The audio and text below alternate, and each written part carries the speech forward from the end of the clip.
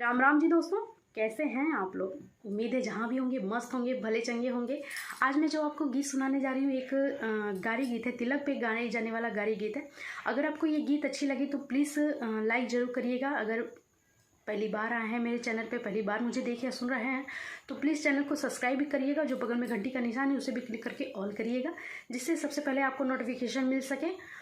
और गीत को पूरा सुनने के बाद प्लीज़ उसे लाइक ज़रूर करते हुए जाइएगा, स्किप मत करिएगा, वीडियो को पूरा सुनिएगा। अच्छा है, चटकदार है, दमदार है।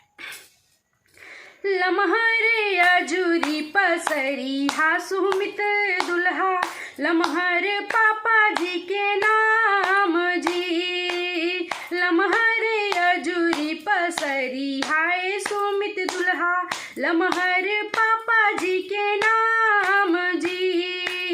तनिका न तिलक चढ़ई हा पूजा के पापा, हंसी है नगरिया के लोग जी। तनिका न तिलक चढ़ई हा पूजा के पापा, हंसी है नगरिया के लोग जी।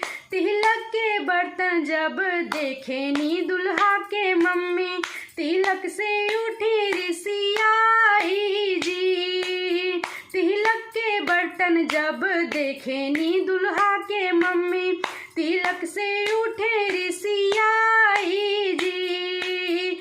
तिलक से उठी मम्मी पापा आगे गईनी की, तिलक के बर्तन देनी फेंक जी। लमहर अजूरी पसरी हाय सुमित दुल्हा, लमहर चाचा जी के नाम जी। लमहर अजूरी पसरी हाय सुमित दुल्हा, लमहर चाचा जी के नाम जी। तनिका न तिलक चढ़ई हा पूजा के चाचा, हंसी है नगरिया के लोग जी। तनिका न तिलक चढ़ई हा पूजा के चाचा, हंसी है नगरिया के लोग जी। तिलक के साड़ी जब देखे नी दुल्हा के चाची, तिलक से उठे रिसियाई जी। तिलक के साड़ी जब देखे नी दुल्हा के चाची, तिलक से उठे रिसियाई जी। तिलक से उठी चाची चाचा आगे गईनी की, तिलक के साड़ी देनी फेंक जी।